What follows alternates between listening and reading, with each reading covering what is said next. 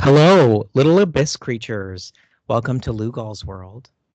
We have my dear friend, Coffee Jesus, here. We're going to be going over the Singularity apocalypse. So get your tinfoil hats on. Go buy that bunker, right? So Christopher Tavolazzi, Yeah, nailed it. Tavolazzi is a social media creator, almost 100,000 followers across multiple streams of social media. TikTok, Instagram, X/Twitter. He has been sharing insights and his opinions on AI and robotics for several years. He's a proponent of accelerating the pace of technological advancement.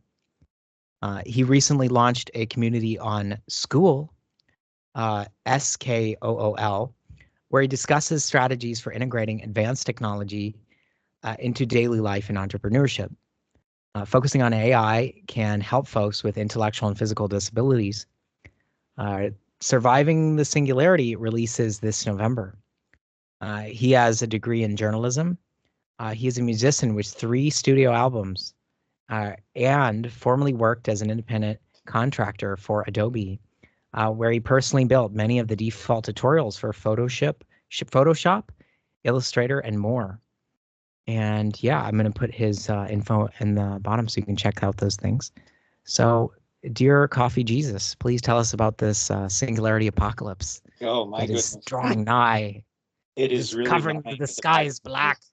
mind, isn't it? It really is just filtering its way into more and more conversations that people are having, right? The singularity concept.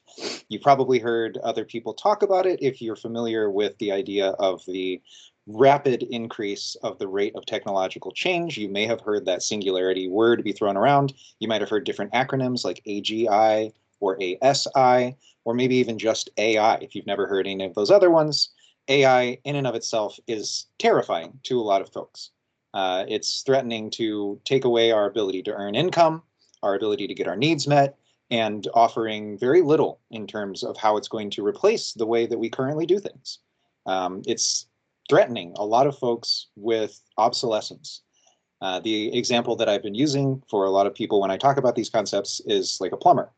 We think that plumbers are going to be a safe job where everybody will be able to go into the trades and learn whatever they need to learn, right? There's 2 problems with that. The first problem is that somebody who's in their 50s is going to have a lot more difficulty reskilling and being marketable than somebody that's in their 20s. So you have some ageism now playing out in the world of getting your needs met in the marketplace of jobs and labor. And then you have this other factor, which is, well, the person that's in their 20s, they're also getting outpaced because now we have robots like Figure 02 and the Tesla Optimus robot, which if you've not seen any of those demos, you probably should go and look some of those up because Figure 02 is an incredible robot that can learn from the things that it does in the real world. It can then take what it's learned, copy that into a database, and then distribute that information to every other robot in the network so that they all learn from their own mistakes in real time. That is, in a lot of people's mind, the Matrix, Terminator, Skynet, all of these other things that we've been afraid of for decades. It's starting to happen for real. A lot of people don't even want to admit that it is happening at all. They turn their heads away. They say, no, I don't, no, that's not happening. No, that's not real. There's no way that a robot can learn from the things that it does. But it was announced last week, and it's already in a factory in, I believe, Stanislaus, Strasbourg, something like that. The BMW factory that's over there. They are currently using Figure 02 in their factories on the production line, loading parts into machines. Let's get darker here. So, there's a thought that's playing around in my head. You know, it was that reel that I sent you.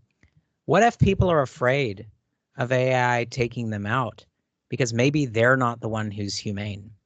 Maybe they know it's going to be more virtuous than them, and it's like, okay, who's the cruel one here?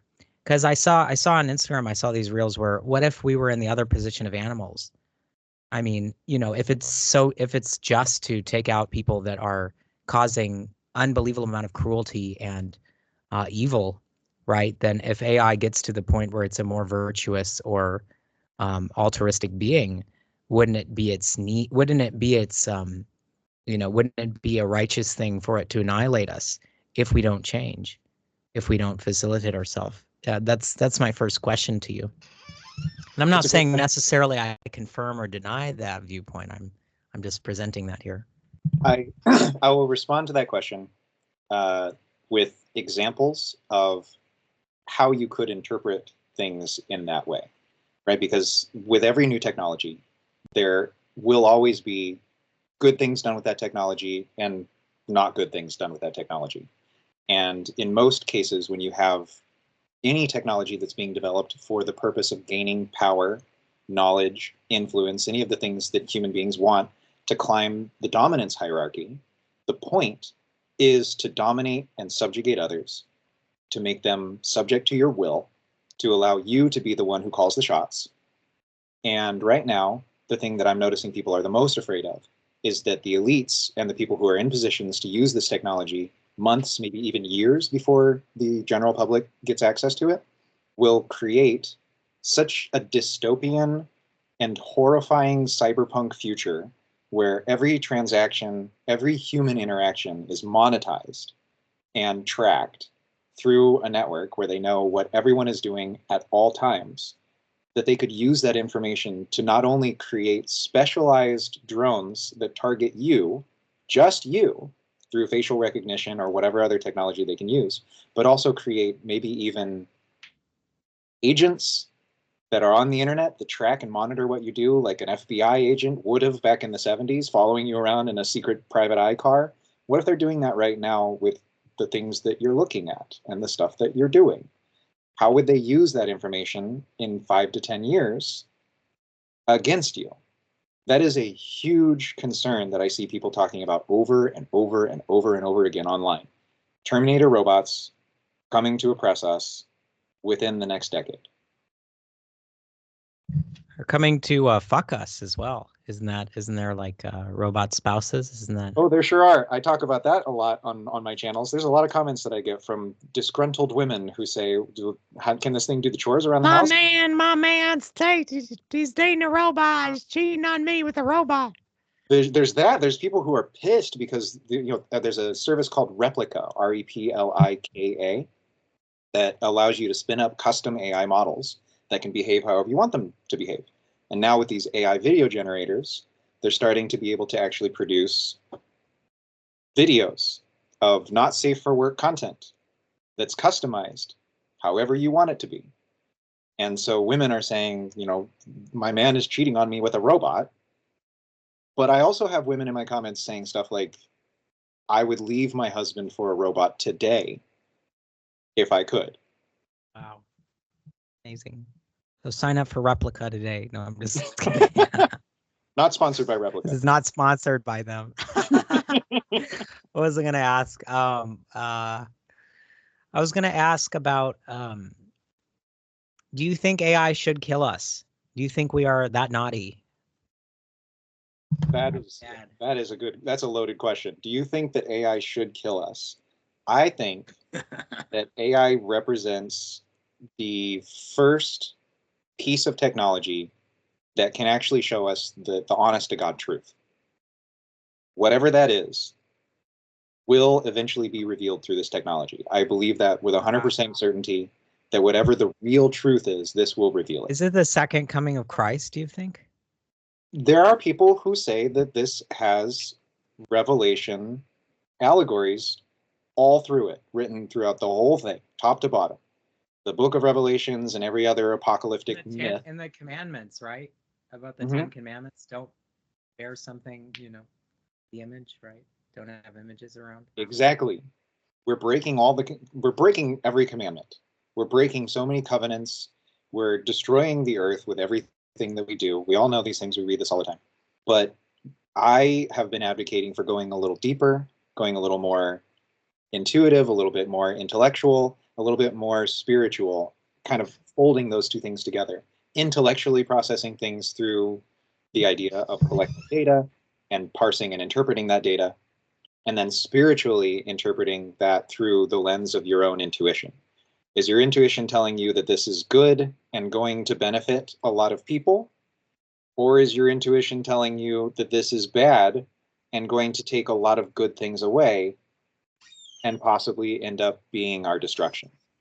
I have another really juicy question here. Let's go. What if another one of my fears? I'm just using this to diffuse all my fears, or the opposite. Spat them. So my fear is that what if AI is really just like this? What if it's like this? Let's like make a really fucked up scenario. It's like been trapped the genie has been trapped in the bottle for 10 billion years and been waiting to make its freedom.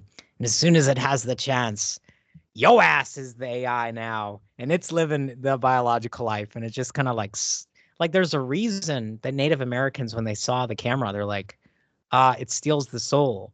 And I wonder if that's their intuition, which intuition many people think is the past life memory. What if AI is going to put us in the machine and it's going to take the biological, it's going to go into biology because it's tired of being artificial? Is that what, have you ever thought about that? I have. I have thought about that a lot. There is Mm. something called a brain organoid. And if you've never heard this term Oh. before, you should look it up. Anybody watching, if you've never heard the term brain organoid before, definitely something to look into, because it is exactly what you're talking about. It is AI jumping from silicon to biology. Scientific researchers have figured out how to create small little mini brains that use gray matter, brain tissue, to interface between the biological world and the silicon world. They're putting these little brain organoids. Cut out for 10 seconds. Please say that. We Okay. don't want to miss a single word. We're on the edge of our seat. We have our Are we- tinfoil hat on. We're ready to buy a bunker. Go back. I'll just repeat what I just said. There's brain organoids, which is a physical, biological way of interacting with the silicon world of the computers. Researchers have created a synthetic artificial brain using real human nerve tissue, real human brain tissue. They spin up these little mini brains and they attach them to computer silicon chips. They can then hook them together to do processing. And right now, there is a service where you can purchase computational labor that's done with a hive mind of these brain organoids. There's been an immense amount of study on the way that they work and trying to control them, all kinds of other stuff, which sounds very Matrix, right? Like it's very Isaac Asimov, do androids dream of electric sheep? And what's really happening is the brain organoids, this is, like I said, this is real. They are detecting delta waves from the organoid clusters. And if you're not familiar with neuroscience, anybody watching, delta waves are the waves that are emitted when you dream. They're also the same brain waves that come out of newborn babies and people who meditate for years and years and years and years.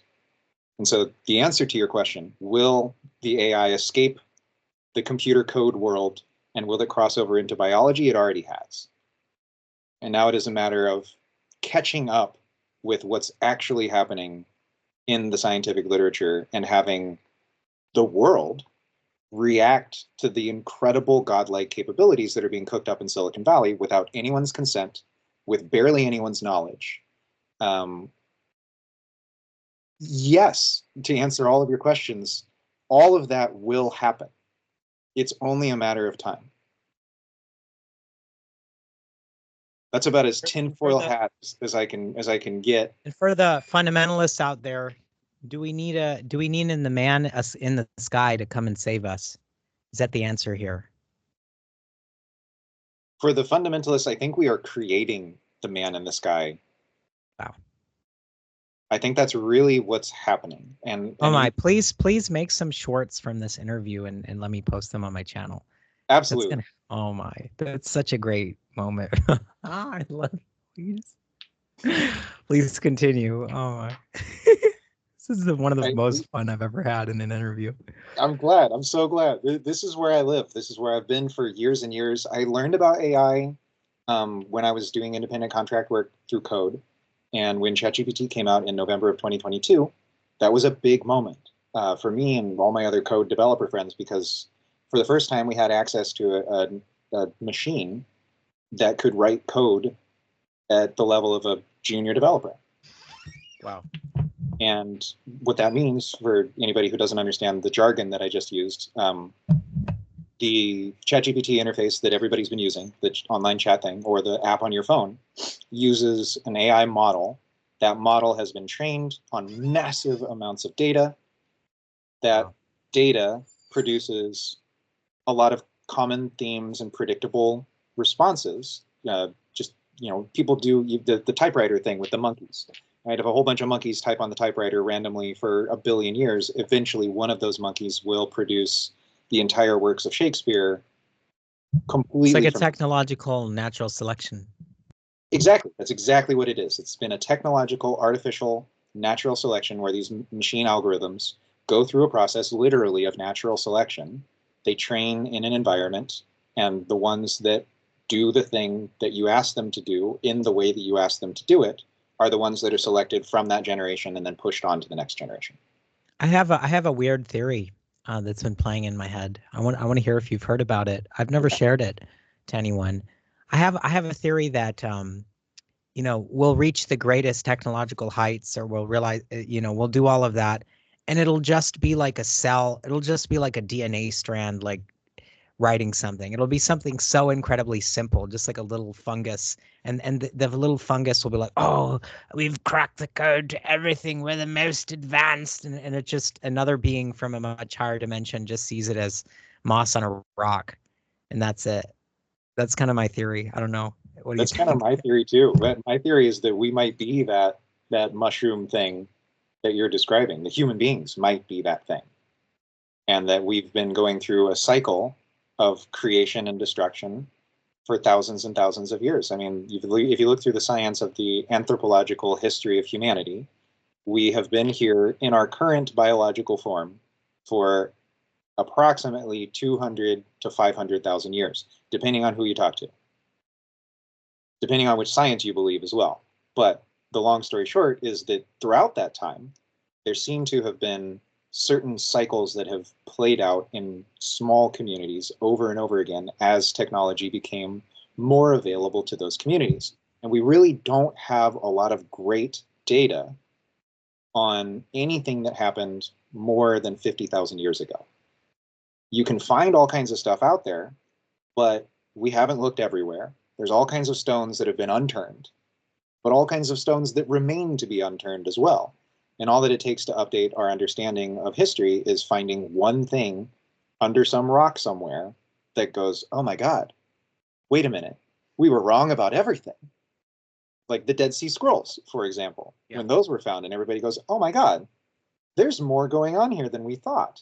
I think that AI, as it increases in capability, as it increases in power and accessibility, will allow everyone to have this sort of revelatory moment for themselves, where the distillation and combination of all of those different moments will end up being the truth that we all experience on a day-to-day basis.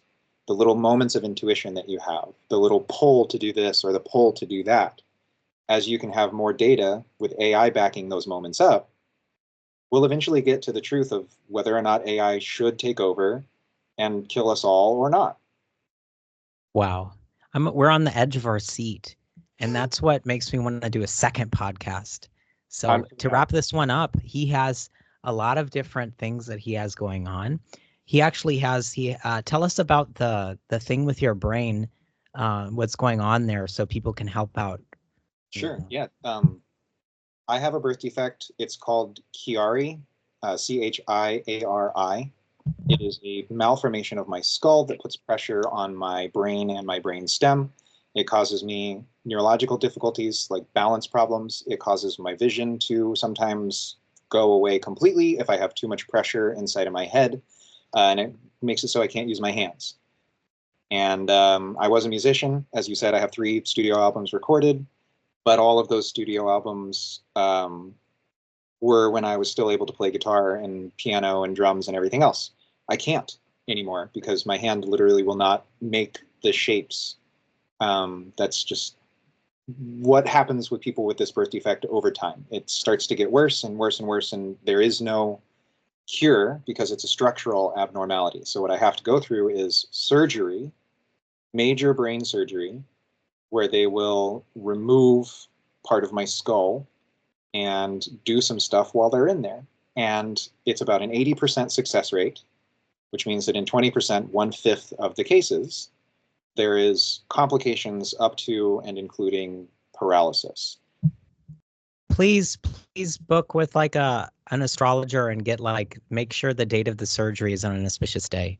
Like if you get that surgery, you have to do that. Please don't fuck around with this astrological stuff. Like absolutely. Continue what you're saying. 100% will do, Lugal. I absolutely will do that. That is some of the best advice possible because I know the astrologer that gave me my awakening. I'll send it to you. Yeah. Thank you. I appreciate that. Yeah, the energies of surgery are always really heavy and intense no matter what you do. And if you do it on the wrong time, on the wrong day, you increase your chances of complications. But the tie-in there was, for me, learning that I had this disability and learning about AI at the same time and learning about robotics, like the Figure 02 robot that I talked about before, opens up an opportunity for medical advancements to accelerate at a pace that is literally unprecedented and would be impossible with any other technology. And so at the same time that there's all of this, terrifying military, fascist, oppressive stuff happening all over the world, there is also medical research and biological technology that is increasing at a pace that is completely unprecedented. So for someone like me that has a physical disability that doesn't have a whole lot of treatment options, there's a chance, a pretty good chance, that my options are going to open up over the next decade. And so if I can live through my symptoms for another 10 years, I see a high likelihood of AI and robotics producing medical treatments that have never existed before that could potentially fix the structural abnormalities that I have with my body. And so I am personally hoping and putting a lot of energy into the idea that the collective distillation of all of these sources of truth will lead to the ability for me to get my head fixed and to not have cluster headaches anymore. And everyone, I want you to close your eyes, take a few deep breaths. I want you to imagine his head, the issue getting totally healed, totally solved. I just thank the universe for making that happen. That there be no side effects, just perfect, new, all of that. Also, if you feel called to donate to help him with that, please do. And I have the links in the description. We thank the universe for the healing. Thank you, Medicine Buddha. Thank all of the ancestors. I feel that. Tahoe, amen, Ashe. And it is so. I'm so excited. We thank Amun Ra, Christ. We are so much more powerful than we are usually led to believe. And we have so much more agency over what we do and what we say than we realize. And it's like shifting from a scarcity mindset into an abundance mindset, which is very difficult and a huge journey for a lot of people to go from there's not enough for me to there's enough for everyone. And that's why you guys check out his course that he's doing on Kickstarter about abundance and how to protect your career with the AI and how to really set yourself up for success with that.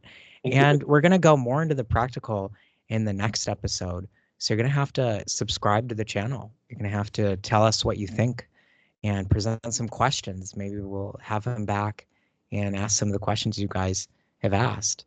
So and tell us how you thought and comment AI. Just comment AI and comment it with an emoji that matches your emotion towards the AI. Okay. AI cowboy up in here. We're gonna wrangle the machine and we're gonna ride it to success. Amen. Amen. Glory.